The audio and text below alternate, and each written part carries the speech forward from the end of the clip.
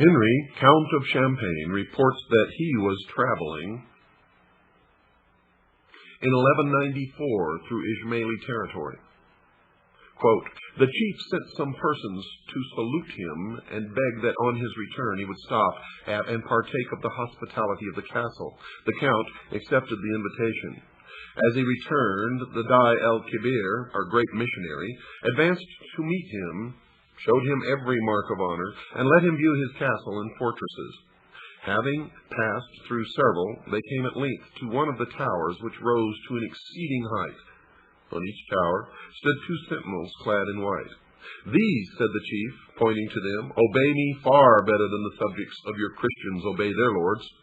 And at a given signal, 2 of them flung themselves down and were dashed to pieces. 'If you wish,' said he to the astonished count, 'all my white ones shall do the same.' The benevolent count shrank from the proposal and candidly avowed that no Christian prince could presume to look for such obedience from his subjects. When he was departing with many valuable presents, the chief said to him meaningly, 'By means of these trusty servants, I get rid of the enemies of our society.'" Unquote. Now, further details of the mentality of Hassan are given in what is supposed to be an autobiographical account of his early days. And it probably is, in fact, such because the method of his conversion does seem to follow the pattern which has been observed in fanatics of whatever religious or political persuasion. He was, he says, reared in the belief of the divine right of the imams by his father. He early met an Ismaili missionary, Emir Dareb, with whom he argued strenuously against the emir's particular form of the creed. Then, some time later, he went through a bout of severe illness in which he feared to die and began to think that the Ismaili doctrine might really be the road to redemption and paradise. If he died unconverted, he might be damned. Thus it was that as soon as he recovered, he sought out another Ismaili propagandist, Abu Najam, and then others. Eventually, he went to Egypt to study the creed at its headquarters. He was received with honor by the Caliph due to his former position at the court of Malik Shah. In order to increase their own importance, the high officials of the court made a good deal of public play of the significance of the new convert. But this fact seemed in the end to help Hassan more than it did them. He entered into political intrigue and was arrested, then confined in a fortress. No sooner had he entered the prison than a minaret collapsed, and in some unexplained way this was interpreted as an omen that Hassan was in reality a divinely protected person. The Caliph, hurriedly making Hassan a number of valuable gifts, had him put aboard a ship sailing for northwest Africa. This gave him the funds which he was to use for setting up his paradise, and also, through some quirk of fate, the disciples whom he sought. A tremendous storm blew up, terrifying the captain, crew, and passengers alike. Prayers were held, and Hassan was asked to join. He refused. Quote, "The storm is my doing. How can I pray that it abate?" Unquote, he asked. And then says this, quote, "I have indicated the displeasure of the Almighty. If we sink, I shall not die, for I am immortal. If you want to be saved, believe in me, and I shall subdue the winds." Unquote. Well, at first, the offer was not accepted. Presently, however, when the ship seemed on the point of capsizing, the desperate passengers came to him and swore eternal allegiance. Hassan was still very calm, and continued so until the storm abated. The ship was then driven on to the seacoast of Syria, where Hassan disembarked together with 2 of the merchant passengers who became his first real disciples. Hassan was not yet ready for the fulfillment of his destiny as he saw it for the time being. He was traveling under the guise of a missionary of the Caliph in Cairo. From Aleppo, he went to Baghdad, seeking a headquarters where he should be safe from interference, and where he yet could become powerful enough to expand. Into Persia the road led him, traveling through the country making converts to his ideas, which were still apparently strongly based upon the secret doctrines of the Egyptian Ismailis. Everywhere he created a really devoted disciple, Arfidei. He bade him stay and try to enlarge the circle of his followers. These circles became hatching grounds for the production of self-sacrificers, the initiates who were drawn from the ranks of the most promising ordinary converts. Thus it was that miniature training centers, modeled upon the abode of learning, were in being within a very few months of his return to his homeland.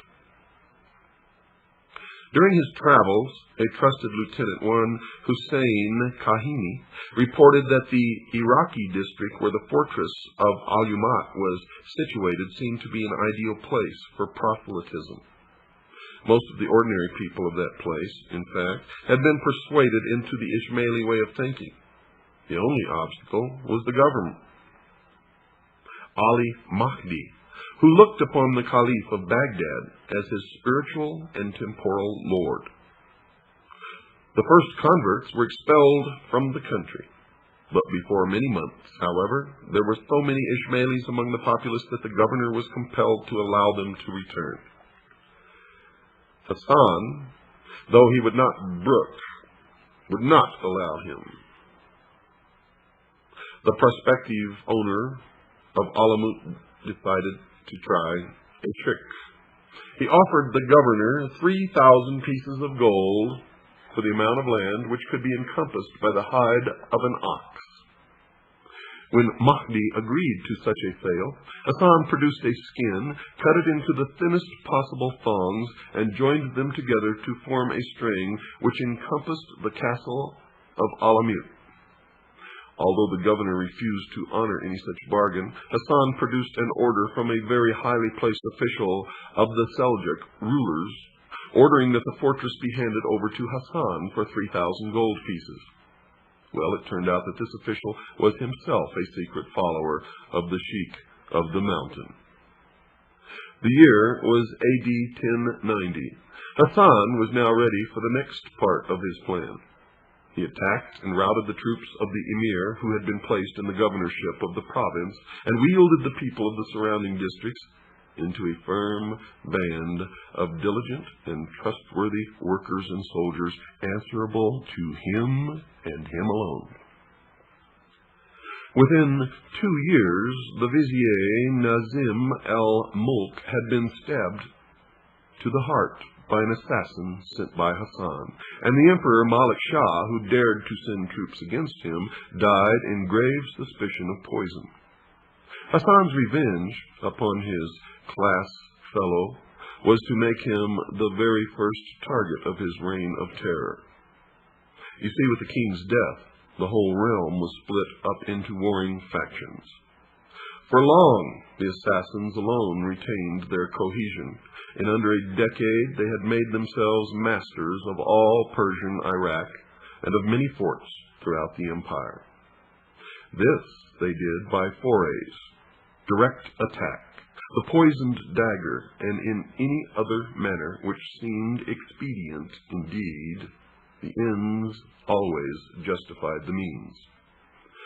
The Orthodox religious leaders pronounced one interdict after another against their doctrines, all to no effect. By now, the entire loyalty of the Ismailis under him had been transferred from the Caliph to the personality of the Sheikh of the Mountain, who became the terror of every prince in that part of Asia, the Crusader chiefs included. Despite and despising fatigues, dangers, and tortures, the assassins joyfully gave their lives whenever it pleased the great master, who required them either to protect himself or to carry out his mandates of death. The victim, having been pointed out, the faithful, clothed in a white tunic with a red sash, the colors of innocence and blood, went on their mission without being deterred by distance or danger. Having found the person they sought, they awaited the favorable moment for slaying him, and their daggers very seldom ever missed their aim. Richard the Lionheart was at one time accused of having asked the Lord of the Mountain to have Conrad of Montferrat killed, a plot which was carried out thus, quote, "Two assassins allowed themselves to be baptized, and placing themselves beside him, seemed intent only on praying. But the favorable opportunity presented itself. They stabbed him, and one took refuge in the church. But hearing that the prince had been carried off still alive, he again forced himself into Montferrat's presence, and stabbed him a second time, and then expired without a complaint, amidst refined tortures." Unquote. You see, the method of controlling men's minds that Hassan had perfected was extremely effective and powerful. And not even one incident of one of his followers failing to carry out his orders exactly can be found. The order of the assassins had perfected their method of securing the loyalty of human beings to an extent and on a scale which has seldom been paralleled. The assassins carried on the battle on two fronts. You see, they fought whichever side in the crusade served their purposes. They fought with the Knights Templar, and they fought against the Knights Templars. At the same time, they continued the struggle against the Persians. The son and successor of Nizam al-Mulk was laid low by an assassin dagger. The Sultan who had succeeded his father, Malik Shah, and gained power over most of his territories, was marching against them. One morning, however, he woke with an assassin weapon stuck neatly into the ground near his head. Within it was a note warning him to call off the proposed siege of Alamut. Well, he came to terms with the assassins after that, powerful ruler though he undoubtedly was. You see, the assassins eventually had what amounted to a free hand in exchange for a pact by which they promised to reduce their military power. It was during their pacts, their treaties, their battles with the Knights Templars, that many, some say most, some few even say all, of the Knights Templars were initiated into the mysteries. Hassan lived for 34 years after his acquisition of Alamut. On only 2 occasions since then had he even left his room, yet he ruled an invisible empire as great and as fearsome as any man before or since, they say. But his empire may still exist today, changed and melded with other sects of the mysteries. Hassan seemed to realize that death was almost upon him, and calmly began to make plans for the perpetual continuance, folks, of the order of the assassins. And we now begin the latter days of the assassins, which we will not finish in this hour, but will finish in the next. The ruler of one of the most terrifying organizations the world has ever known was without a lineal successor.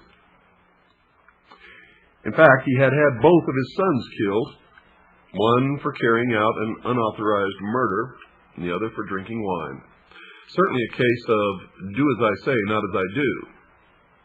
He called his 2 most trusted lieutenants from the strongholds which they maintained on his behalf, Kia Buzurg Umid, Kia of Great Promise, and Abu Ali of Qazwin. Kia was to inherit the spiritual and mystical aspect, while Abu Ali attended to the military and administrative affairs of the order. It is said that Hassan bin Sabah died almost immediately afterwards, in 1124, at 90 years of age, having given the world a new word, assassin. Assassin in Arabic signifies guardians, and some commentators have considered this to be the true origin of the word guardians of the secrets, which the Knights Templar took to Europe. The organization of the order under Hassan called for missionaries, friends who were disciples and fidavis, devotees The last group had been added by Hassan to the Ismaili original, and these were the trained killers. Fenavis wore white with a girdle cap or boots of red. In addition to careful coaching in where and when to place the dagger in the victim's bosom, they were trained in such things as languages, the dress and manners of monks, merchants, and soldiers, any of whom they were ready to impersonate in carrying out their mission. The chief was known as Sayyidna, which means our prince or leader, and popularly, because of the mountain stronghold of Alamut, as the Sheikh of the mountain. Now, Alamut, or the stronghold on the mountain, was also known as the Eagle's Nest. And this is what Hitler named his mountain retreat. And there's also an Eagle's Nest near Santa Barbara, California, which very few people know anything about yet. Now, the Sheikh of the mountain is the figure referred to in Crusaders' writings as Sidney, or Senex de Monte, the first word being a literal translation of the word pir, Persian for ancient or sage. There were 3 great missionaries who ruled 3 territories. After the Friends and Fedavis came to the Lazics, aspirants who were being trained for membership of the society but were as yet uninitiated. Now, Hassan reduced the original number of degrees of initiation from 9 to the mystical number of 7. A similar number of regulations formed the rules of the order. This, in fact, comprised the working plan of the spreading of the faith. The first rule was that the missionary must know human psychology in such a way as to be able to select suitable people for admission to the cult, and was summed up in the mnemonic, quote, "Cast no seed upon rocks," unquote. The second rule of procedure was the application of flattery and gaining the confidence of the prospective member. Third came the casting of doubt into the mind by superior knowledge. Fourthly, the teacher must apply an oath to the student never to betray any of the truths which were to be revealed to him. Now he was told as the 5th stage that Ishmaelism was a powerful secret organization, supported by some of the most important figures of the time. After this, the aspirant was questioned and studied to discover whether he had absorbed the opinions of the teacher and attached himself sufficiently into a position of dependence upon his ideas. And at this stage, he was asked to meditate upon the meaning of the reported saying of the prophet that, quote, "Paradise lies in the shadow of swords," unquote. In the final degree, many difficult passages of the Quran were explained in terms of allegory. How is it that the rules of this extraordinarily successful order are known in such detail? Well, it so happened that when the Mongols eventually overthrew Alamut by force of arms, their chief, Halaku, meaning destruction, Khan, asked his chief minister to examine their library. This most learned man, father of kings, Jawani, later wrote a careful book in which he detailed the organization of the assassins, whose name he attributed to the use of the drug hashish, which they were said to use in stupefying candidates for the ephemeral visit to paradise. It is possible that recruits were made in another way than by selecting gullible, fully grown youths. Legend has it that Hassan, once master of Alamut, used to buy unwanted children from their parents and train them in implicit obedience and with the sole desire to die in his service. Buzurg Umid, meaning great promise, the second Grand Master, Grand Master still used today, folks, maintained the power of the assassins on much the same pattern. Building new forts, gaining fresh converts, terrorizing those whom he did not want to have killed, and using them to further his design of world conquest. Sultan Sanjar of Persia, in spite of several expeditions against the Viper's Nest, as Alumat was now being called, could do little about him. Viper's Nest was the term given by the assassin's enemies. The assassins themselves called it the Eagle's Nest. Ambassadors on each side were slain. A notable religious leader was captured by the assassins, given a mock trial, and flung into a furnace. The Grand Master at this time seldom put on the field more than 2,000 men at a time. But it must be remembered that they were killers, acting under an iron discipline, and more than a match for any organized army that they might ever have to face. Now the order began to spread in Syria, where the continued contact with the Crusaders was established. The warriors of the cross were in fairly effective control of an area extending from the Egyptian border to Armenia in the north. Bahram, a Persian leader of the assassin cult from Astrabad, gained control of a mighty fortress in Syria in the region known as the Valley of Demons, Wadi al-Jan, and from there spread out from one fort to another. The Grand Prior, Bahram, now moved to an even more substantial fortified place, Masyat. Bahram's successor, Ismail, the lash-bearer, planted a trained devotee on the saintly vizier of Baghdad, into whose confidence he worked his way to such an extent that this assassin, now called the Father of Trust, was actually made Grand Judge of Baghdad. The Crusaders had by now been about 30 years in the Holy Land, and the assassins decided that they could usefully form an alliance with them aimed against Baghdad. A secret treaty was therefore made between the Grand Master and Baldwin II, King of Jerusalem, whereby the Ismaili Grand Judge would have opened the gates of Baghdad treacherously to the Crusaders if the fortified city of Tyre were handed over to the assassins for their part in the transaction. Well, as with most plans, something went wrong. The judge had ordered an underling to open the city gates. This service had told the military commander of Damascus, who lost no time in killing the man, the vizier, and 6,000 people believed to be secret assassins within the city. The Damascus garrison fell upon the Crusaders and beat them back in a thunderstorm which the Christian warriors attributed to divine anger at their unworthy pact, and the assassins as an attempt by the power of nature to allow the Crusaders into the city under its cover. Meanwhile, the Grand Master was indulging in an orgy of destruction of individual rulers who opposed his creed. The list is interminable, but this is a fair example. Quote, the celebrated Aksunkur, Prince of Mosul, was a warrior equally dreaded by the Christians and the assassins. As this prince, on his return from Ma'ara Masrin, where the Moslem and Christian hosts had parted without venturing to engage, entered the mosque at Mosul to perform his devotions, he was attacked at the moment when he was about to take his usual seat by not one, but 8 assassins, disguised as dervishes.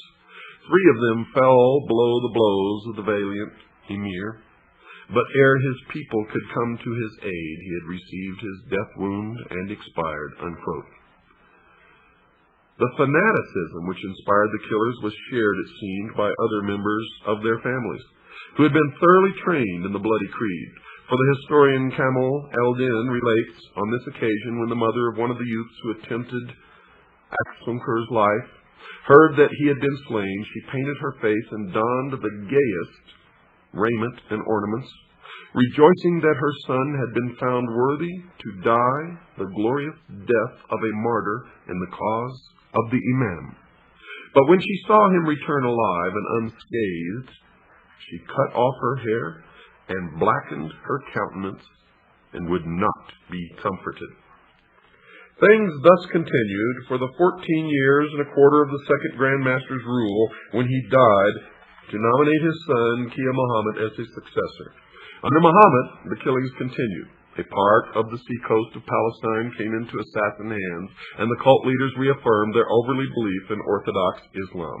In public, Ismailis were ordinary Muslims. The secret doctrine of the divinely guided leader was not to be discussed with the uninitiated.